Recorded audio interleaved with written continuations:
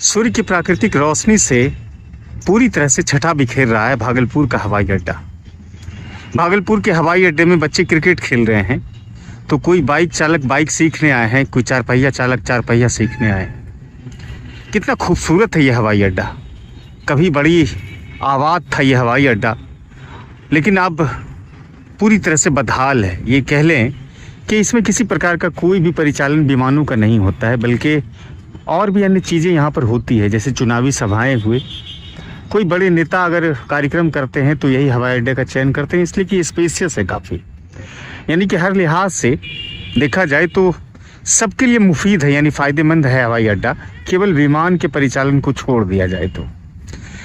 सदियों पुराना तो नहीं कह सकते, लेकिन सालों पुराना, दशकों पुराना यह हवाई अड्डा है, और ये भागलपुर का एक तरह का धरोहर कहा जा सकता है। काफ़ी पुराना हवाई अड्डा होने के कारण यहाँ कभी विमान चला करते थे। कहते हैं कि पटना और भागलपुर की दूरी चंद मिनटों में पूरी होती थी, और महज कुछ पैसों में। तब हवाई अड्डा का देखभाल कोई निजी आदमी, व्यावसायिक आदमी इसको पूरा करता था। लेकिन समय बीतता चला गया और हवाई जहाज़ यहाँ से उड़ना बंद हो गया, यानी कि पूरी तरह से जो परिचालन है हवाई अड्डे में हवाई जहाज़ का, वो बंद हो गया। फिर शुरू हुआ कि हवाई अड्डा को सालों बाद कैसे शुरू किया जाए। इस पर कई आंदोलन हुए बिहार में, और आज भी आंदोलन कहीं ना कहीं दबे स्वर में हो या फिर चित्कार ध्वनि के रूप में हो, वो दिखाई देती है। कमल जायसवाल, आनंद मिश्रा और तमाम लोग, भागलपुर के जो सामाजिक कार्यकर्ता हैं, वो लोग मांग करते हैं कि भागलपुर हवाई अड्डा को शुरू किया जाए। अगर इसको छोड़ दिया जाए तो कोई मुफीद जगह, कोई जो जगह होनी चाहिए हवाई अड्डा के अनुकूल, वहाँ पर हवाई अड्डा शुरू कर दिया जाए। क्योंकि भागलपुर में सभी चीज़ें हैं। चाहे आप बात करें सिल्क व्यवसाय की, तो वो एक बड़ा हब माना जाता है एशिया में। चाहे आप पढ़ाई का केंद्र आप ले लें, उसमें बिहार एग्रीकल्चर यूनिवर्सिटी है, मेडिकल कॉलेज है, इंजीनियरिंग कॉलेज है, और तमाम चीज़ें हैं। यानी कि व्यवसाय के सभी केंद्र हैं यहाँ पर। लेकिन उन व्यवसायियों के लिए, उन शिक्षकों के लिए, पढ़ने वाले छात्रों के लिए यहाँ पर विमान सेवा शुरू नहीं है। आसपास के ज़िले में आप झारखंड के देवघर जाएंगे तो वहाँ पर विमान सेवा शुरू है। दरभंगा में कहते हैं कि विमान सेवा शुरू हो गई है, लेकिन भागलपुर में नहीं हुआ है। लेकिन अगर हम बात करें ऐसे ज़िले की तुलनात्मक दृष्टिकोण से कि किसकी मात्रा अधिक है, तो भागलपुर शीर्ष पर आज भी बना हुआ है। देवघर एक छोटा सा ज़िला है झारखंड का, अगर भागलपुर से उसकी तुलना हम करते हैं तो कई मायने में महत्वहीन पड़ जाता है देवघर। उसी तरह से दरभंगा की बात करें, पूर्णिया की बात करें, तमाम ज़िले की बात करें, तो आपको भागलपुर के तुलनात्मक दृष्टिकोण में आपको फीका नजर आता है। लेकिन भागलपुर में विमान सेवाएं नहीं है। आखिर वजह क्या हुई, क्या कारण हुआ? भागलपुर में हवाई सेवा बंद होने के बाद फिर कभी शुरू क्यों नहीं हो पाए? तो कुछ राजनीतिक दल से जुड़े लोग छुपे रूप से कहते हैं, यानी कि नाम ना बताने की शर्त पर कहते हैं कि यहाँ पर सबसे बड़ी जिम्मेदारी कहीं ना कहीं जो राजनीतिक दल से जुड़े नेता हैं, यानी कि कद्दावर नेता हैं, उसकी भी रही है। वो लोग नहीं चाहते हैं कि यहाँ से विमान शुरू हो।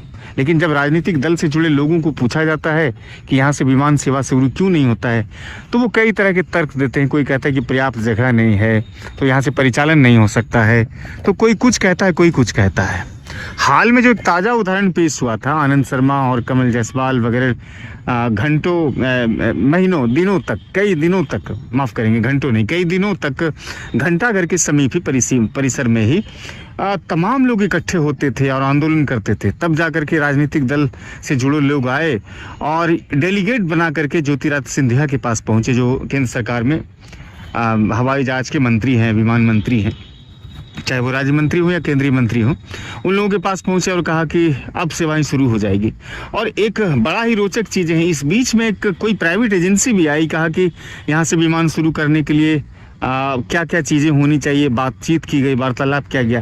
लेकिन ये तमाम चीज़ें जो एक दौर रहा, एक पूरी जो एक लंबी दौर रही, उनसे रिजल्ट क्या आया?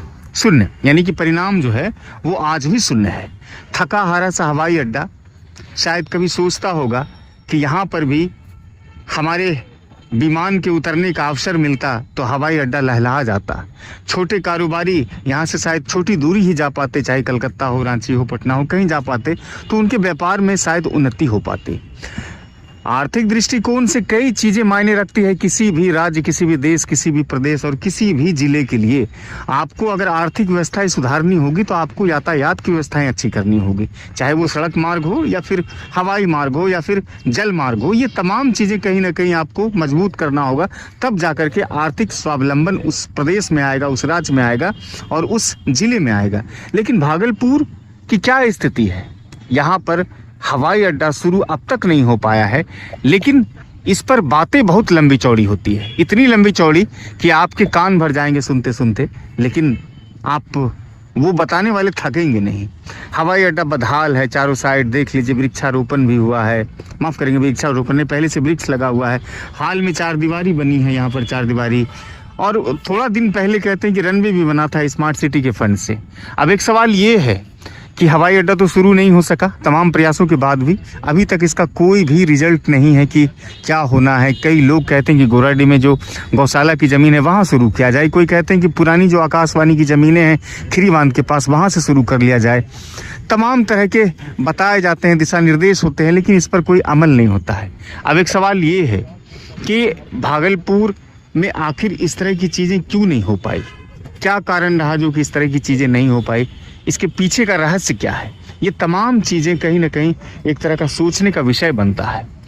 तो मैं कह रहा था कि अब 4 दीवारी यहाँ से बनी है, रनवे बना है, तमाम चीज़ें बनी है स्मार्ट सिटी के फंड से। तो जब हवाई जहाज़ यहाँ से शुरू नहीं हो रही है तो सरकार इस पर व्यय क्यों कर रही है, एक्सपेंसेस क्यों कर रही है? आखिर ये पैसा पब्लिक का ही तो है, आम लोगों का ही तो है, जो मेहनत की कमाई का टैक्स के रूप में सरकार को देती है उन्नति और तरक्की के लिए। आखिर ये 4 दीवारी जो हो रही है, रनवे जो बनाया गया और तमाम चीज़ें जो यहाँ पर हुई है या फिर होने वाली है या फिर हो रहा है, इन चीज़ों से फ़ायदा क्या है शहर के लोगों को? ये बताने के लिए कोई तैयार नहीं है। चारों साइड आप देख लीजिए कि 4 दीवारी टूटते हैं बनते हैं, टूटते हैं बनते हैं, सब तमाम चीज़ें होती है, लेकिन इस पर ये बताने वाला कोई नहीं कि इसका फ़ायदा क्या होने वाला है। फिलहाल हम सभी भागलपुर वासी अंगनगरी इस इंतज़ार में हैं, उम्मीद में हैं कि शायद हमें भी नरेंद्र मोदी ने जो कहा था कि हवाई चप्पल वाले भी हवाई यात्रा करेंगे, अगर वो प्रोवर्ब, वो कोटेशन, वो स्लोगन हम तक पहुँचे, यानी धरातल पर उतरे, तो शायद हम लोग भी भागलपुर से हवाई जहाज़ पर हवाई चप्पल पहनकर चढ़ सके और अपने सपने को साकार कर सके। फिलहाल आप दृश्य देखिए और तय कीजिए कि मैंने जो भी चीज़ें आपको बताई उसमें कितनी गलत और कितनी सही है। आप अपनी कमेंट बॉक्स में ज़रूर अपनी टिप्पणी को रखिएगा।